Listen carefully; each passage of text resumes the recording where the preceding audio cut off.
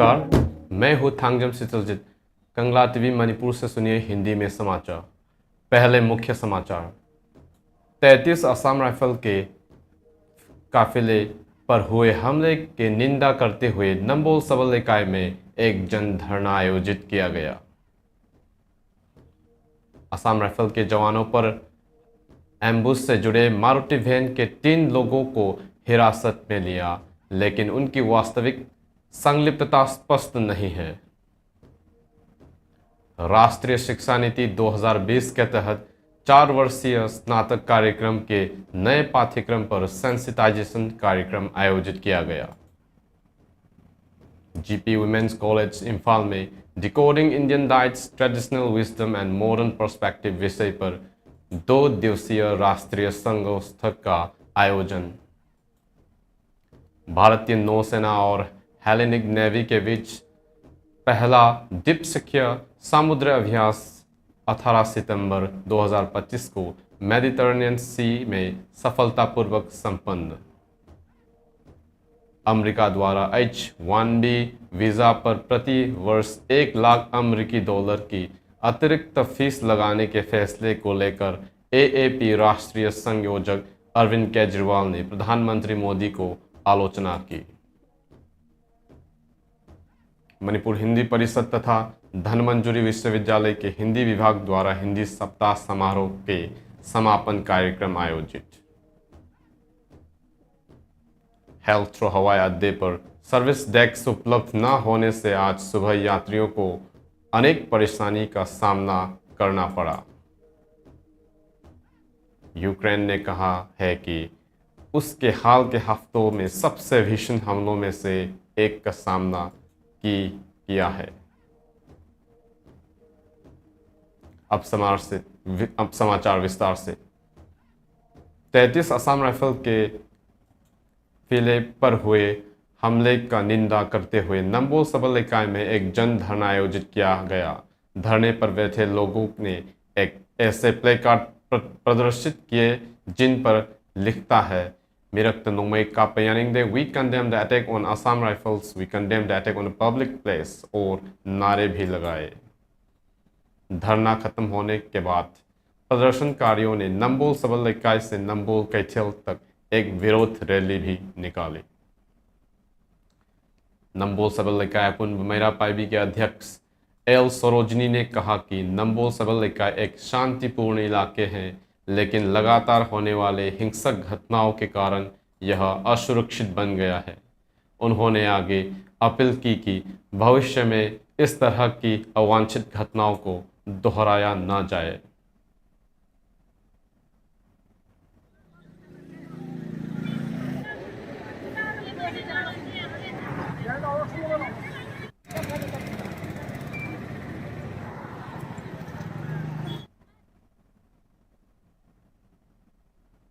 Manipur police अभी तक यह पुष्टि नहीं कर पाए कि असम राइफल के जवानों पर एम्बुश से जुड़े वैन का संबंध हमलावरों से है या नहीं। पुलिस ने संदिग्ध मारुति वैन के 3 लोगों को हिरासत में लिया, लेकिन उनकी वास्तविक संलिप्तता स्पष्ट नहीं है। एम्बुश नंबोल संबल इकाई के तहत नंबोल पुलिस स्टेशन क्षेत्र में हुआ, जिसमें हैवीली आर्म लोगों ने 33 असम राइफल की कॉन्वॉय पर गोलीबारी की। इसमें एक नायक सूबेदार सहित 2 जवानों की मौत हुई और कई अन्य घायल हुए।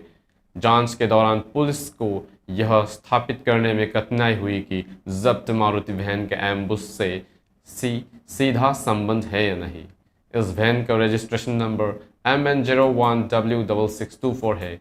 इससे मुतुमयांगबी से, जो वांगोई पुलिस स्टेशन के तहत आता है, नंबोल पुलिस स्टेशन तक ट्रैक किया गया।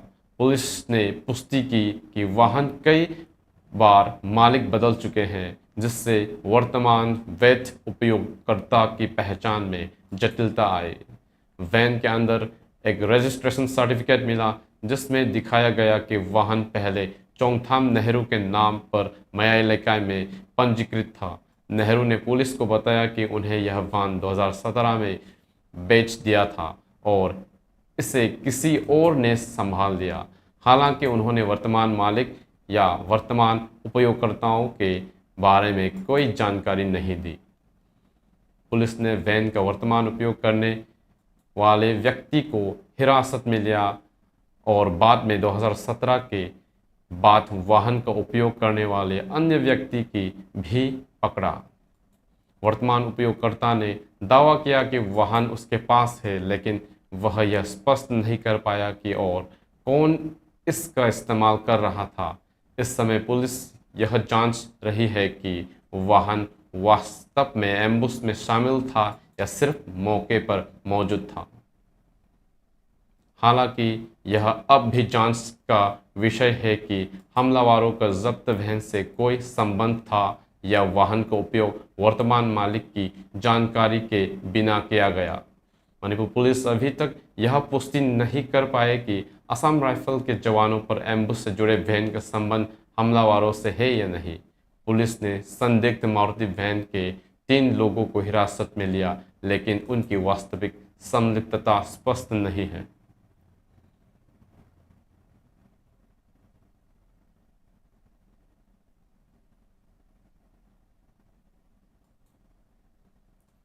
राष्ट्रीय शिक्षा नीति 2020 के तहत 4 वर्षीय स्नातक कार्यक्रम के नए पाठ्यक्रम पर एक सेंसिटाइजेशन कार्यक्रम आयोजित किया गया। यह कार्यक्रम directorate of university and higher education Manipur सरकार द्वारा क्लासिक ग्रांडे चिंगमेरोंग इम्फाल में आयोजित किया गया। कार्यक्रम में बोलते हुए उच्च एवं तकनीकी शिक्षा आयुक्त निंगथौजम जोफ्री ने कहा कि NEP 2020 एक ऐसी शिक्षा प्रणाली की परिकल्पना करता है जो केवल परीक्षा आधारित मूल्यांकन तक सीमित न रहकर विद्यार्थी की प्रतिभा को प्रोत्साहित कर और उनके तनाव को कम करे। यह नीति विद्यार्थियों को विषय चुनने में अधिक लचीलापन प्रदान करती है और कौशल अधिगम पर विशेष ध्यान देती है, जिससे शिक्षा अधिक समग्र और अनुकूल बन सके।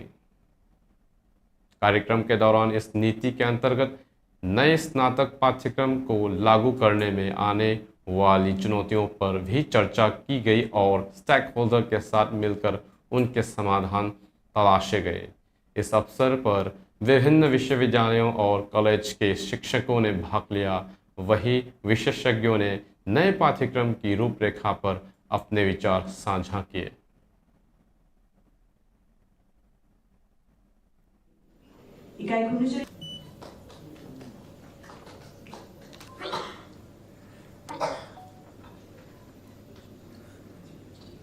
On this beautiful day,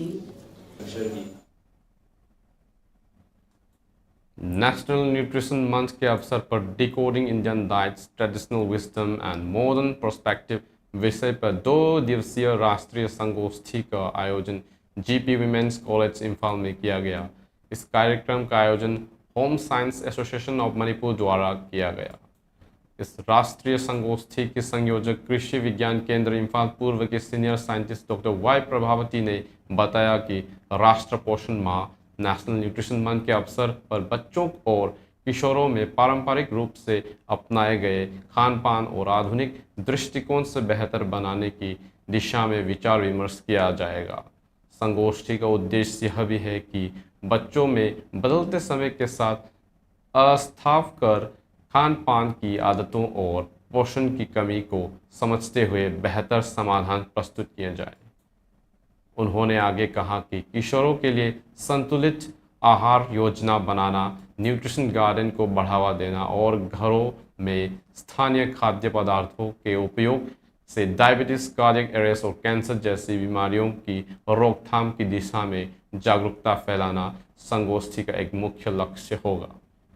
doctor Prabhavati ने जोर देकर कहा कि आधुनिक जीवन शैली में खान पान की आदतों में संतुलन लाना और पारंपरिक ज्ञान को आधुनिक पोषण विज्ञान के साथ जोड़ना ही बेहतर स्वास्थ्य और दीर्घकालीन स्वास्थ्य जीवन का मार्ग है। इस संगोष्ठी में देश भर से आए विशेषज्ञों ने भाग लिया और आहार योजना के सुझाव दिए। उन्होंने कहा कि इससे खान पान की आदतों में सुधार लाने और समाज को अधिक स्वास्थ्य सचेत बनाने में मदद मिलेगा। इस अवसर पर Manipur state commission for women की अध्यक्ष तिनिंगफाम मोनसांग GP विमेन कॉलेज को प्रधानाचार्य प्रोफेसर एल राजन और होम साइंस एसोसिएशन मणिपुर के अध्यक्ष एच अनुराधा की इकाई अन्य गणमान्य व्यक्तियों ने भी भाग लिया। कार्यक्रम के दौरान सोवेनियर को विमार्च भी किया गया।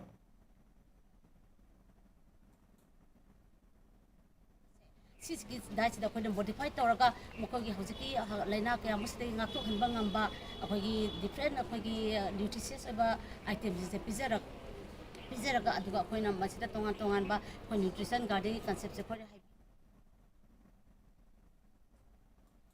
भारतीय नौसेना और हेलेनिक नेवी के बीच पहला द्वीपक्षीय समुद्री अभ्यास 18 सितंबर 2025 को मेडिटरेनियन सी में सफलतापूर्वक संपन्न हुआ। यह अभ्यास भारत और ग्रीक के बीच बढ़ते रक्षा सहयोग का एक महत्वपूर्ण पड़ाव माना जा रहा है। अभ्यास 2 चरणों में आयोजित किया गया। पहला हार्बर फेज 13 से 17 दिसंबर तक सलामिस नेवल बेच में हुआ। इन दौरान cross deck visits, professional interactions और प्री सेल कॉन्फ्रेंस का आयोजन एचएस थेमिस्टोकल्स, जो हेलेनिक नेवी की एली क्लास फ्रिगेट है, पर किया गया। आईएनएस ट्रिकान पर हुए कल्चरल एक्सचेंज में भारत के ग्रीक में राजदूत Rudrendra Tandon, commodore Spyridon Mantis, commander Salamis naval base, Hellenic navy के वरिष्ठ अधिकारी और उनके परिवार शामिल हुए। जहां जहाज के दल ने सेक्रेट रॉक ऑफ एक्रोपोलिस का भी दौरा किया। दूसरा सी फेज 17 से 18 सितंबर को आयोजित हुआ। इसमें जटिल समुद्री अभ्यास और सामरिक मैनेवर्स शामिल थे। इनमें night visit, boat search and seizure operation, replenishment at sea drills, joint anti submarine warfare, coordinated gun firing और क्रॉस डेक हेलीकॉप्टर ऑपरेशन किए गए। इन अभ्यासों ने दोनों नौसेनाओं की पेशेवर क्षमताओं और चुनौतीपूर्ण समुद्री परिस्थितियों में संयुक्त रूप से काम करने की योग्यता को प्रदर्शित किया। इस सफल अभ्यास ने मैरीटाइम सिक्योरिटी और कोऑपरेटिव एंगेजमेंट पर भारत और ग्रीक्स के बढ़ते सामंजस्य को उजागर किया। दोनों देशों ने वैश्विक समुद्र क्षेत्र में सुरक्षा, स्थिरता और फ्रीडम ऑफ नेविगेशन के प्रति अपनी प्रतिबद्धता दोहराई। अभ्यास के बाद आईएनएस ट्रिकांत ने मेडिटरेनियन सी में अपने अगले चरण की तैनाती की ओर प्रस्थान किया।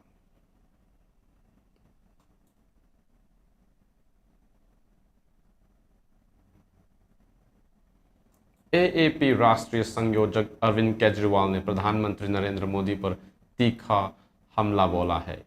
उन्होंने अमेरिका द्वारा H-1B वीज़ा पर प्रतिवर्ष 1 लाख अमेरिकी डॉलर की अतिरिक्त फीस लगाने के फैसले को लेकर प्रधानमंत्री की आलोचना की।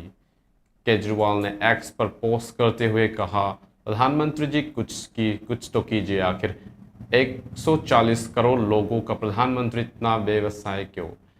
क्या आपकी इस भी जी को संभाल नहीं सकते? अमेरिका के राष्ट्रपति डोनाल्ड ट्रंप ने हाल ही में restriction on entry of certain non immigrants worker नामक नया प्रोटोकॉल्स मेंशंस जारी किया है। यह आदेश 21 सितंबर 2025 से लागू होगा।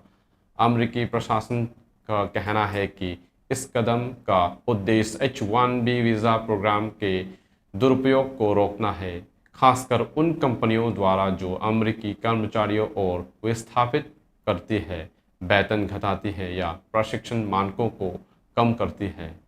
आलोचकों का मानना है कि यह वृद्धि सीधे तौर पर भारतीय आईटी पेशेवर को प्रभावित करेगी और इससे दोनों देशों के बीच संबंधों और प्रतिभा पलायन पर गंभीर असर पड़ जा सकते हैं।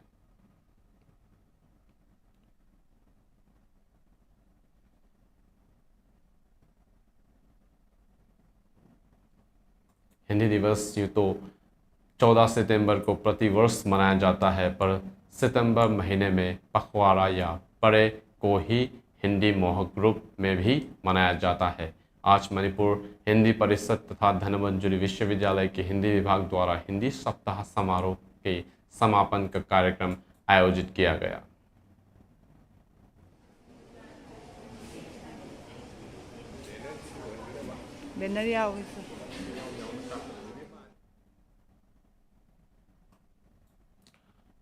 हीथ्रो हवाई अड्डे पर आज सुबह यात्रियों को परेशानी का सामना करना पड़ा। जर्नलिस्ट तेरेजा पुलतारोवा सुबह 6:30 बजे पर एम्स्टर्डम के लिए उड़ान भरकर केप टाउन जाने वाली थी।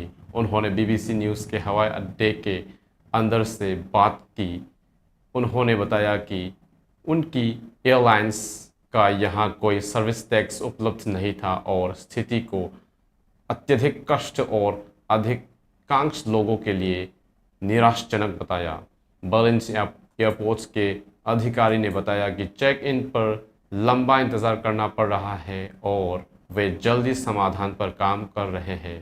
फ्रैंकफर्ट एयरपोर्ट, जो जर्मनी का सबसे बड़ा हवाई अड्डा है, प्रभावित नहीं हुआ। बर्लिन एयरपोर्ट्स पर यात्री केम रेजिन ने रोटर्स को बताया कि यात्रियों के केवल यह जानकारी दी गई कि एक तकनीकी खराबी है। एक अन्य यात्री सिगफ्रिड स्वाट्स ने कहा कि इनएक्सप्लिकेबल है कि आज की टेक्नोलॉजी के बावजूद ऐसी स्थिति से बचाव संभव नहीं हो पा रहा है। ईज़ीजेट ने कहा कि उसकी उड़ान सामान्य रूप से चल रही है और प्रभावित नहीं होगी। रायनेयर और ब्रिटिश एयरवे की मालिक कंपनी IAG ने तुरंत प्रतिक्रिया नहीं दी। डेल्टा एयरलाइंस ने बताया कि प्रभावित 3 हवाई अड्डे पर न्यूनतम असर पड़ा है और उन्होंने अव्यवस्था को कम करने के लिए एक वर्क अराउंड लागू किया है। पोलैंड के उप प्रधानमंत्री और डिजिटल अफेयर मिनिस्टर क्रिस्टोफ गाउकाउस्की ने कहा कि पोलिश एयरपोर्ट्स पर किसी भीतर के खतरे के संकेत नहीं मिले हैं। ब्रिटिश ट्रांसपोर्ट मंत्री हैरी अलेक्जेंडर ने पुष्टि की कि उन्हें स्थिति पर नियमित अपडेट मिल रहे हैं। इस रिपोर्टिंग में ब्रसेल्स, फ्रैंकफर्ट, लंदन, जरिच, वार्सो और बेंगलुरु से संवाददाताओं ने योगदान दिया। साथ ही पूरे यूरोप से अतिरिक्त रिपोर्टिंग शामिल की गई। Last night. This is impacting Brussels airport, but also other European airports. Ukraine ने This कहा morning, कि उससे हाल के हफ्ते में सबसे भीषण हमलों में से एक का सामना किया है। राष्ट्रपति वोलोदिमीर जेलेंस्की ने घोषणा की कि रशिया ने रात भर में लगभग 580 ड्रोन्स और 40 मिसाइल्स दागे। यूक्रेन अधिकारियों के अनुसार कम से कम 3 लोग मारे गए और दर्जनों घायल हुए, जबकि कई रिहाई इलाकों और संसाधनों के नुकसान पहुंचा। जेलेंस्की ने इन हमलों को नागरिकों को डराने और ज़रूरी सुविधाओं को नष्ट करने की रणनीति बताया और अंतर्राष्ट्रीय समुदाय से यूक्रेन की एयर डिफेंस को और मजबूत करने की अपील की। दूसरी ओर मॉस्को का कहना है कि ये हमले और उद्योग को लक्ष्य पर रखकर किए गए थे, नागरिकों पर नहीं। रशियन रक्षा मंत्री ने दावा किया कि उससे लॉन्ग रेंज मिसाइल्स और ड्रोन्स का इस्तेमाल उन ठिकानों के खिलाफ किया जो यूक्रेन की सुरक्षा क्षमताओं से जुड़े हैं। क्रेमलिन ने नागरिकों को जानबूझकर निशान बनाने से इनकार किया और कहा कि नागरिक हताहत या तो अनजाने में हुए या फिर यूक्रेन एयर डिफेंस इंटरसेप्शन के कारण। स्वतंत्र रिपोर्टिंग में 9 से अधिक क्षेत्रों में बड़े पैमाने पर नुकसान की पुष्टि हुई है। हालांकि हमला पे पैमाने और असर का पूरा आकलन जारी है।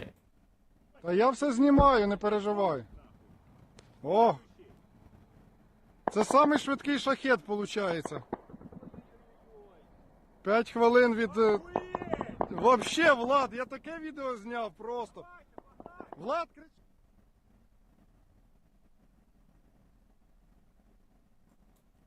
कंगला टीवी में हम मानते हैं कि हर आवाज़ मायने रखती है और हर कहानी महत्वपूर्ण होती है। आपकी स्थानीय खबरें, आपकी टिप्पणियाँ और आपके अनुभव शक्तिशाली है। ये एक अधिक जागरूक समाज बनाने में मदद करते हैं।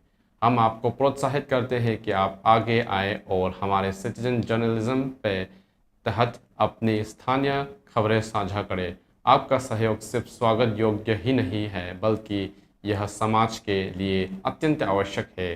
साथ मिलकर हम समस्याओं को उजागर कर सकते हैं, उपलब्धियों का जश्न मना सकते हैं और असली कहानियाँ को सामने ला सकते हैं। आपके द्वारा भेजी गई हर खबरों हमारे संपादकीय टीम द्वारा परिपूर्ण तरह मूल्यांकन किया जाएगा और आपकी इस प्रतिबद्धता को सम्मानित करने के लिए साल के सर्वश्रेष्ठ नागरिक पत्रकार को 10,000 का पुरस्कार हर साल कंगला टीवी के स्थापना दिवस 13 सितंबर को प्रदान किया जाएगा।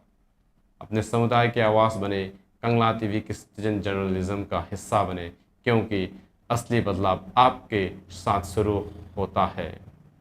अंत में मुख्य समाचार एक बार फिर। 33 असम राइफल के पर हुए हमले निंदा करते हुए नंबोल सबल इकाई में एक जन धरना आयोजित किया गया। असम राइफल के जवानों पर एम्बुश से जुड़े मारुति वैन की 3 लोगों को हिरासत में लिया, लेकिन उनकी वास्तविक संलिप्तता स्पष्ट नहीं है। राष्ट्रीय शिक्षा नीति 2020 के तहत 4 वर्षीय स्नातक कार्यक्रम के नए पाठ्यक्रम पर सेंसिटाइजेशन कार्यक्रम आयोजित किया गया।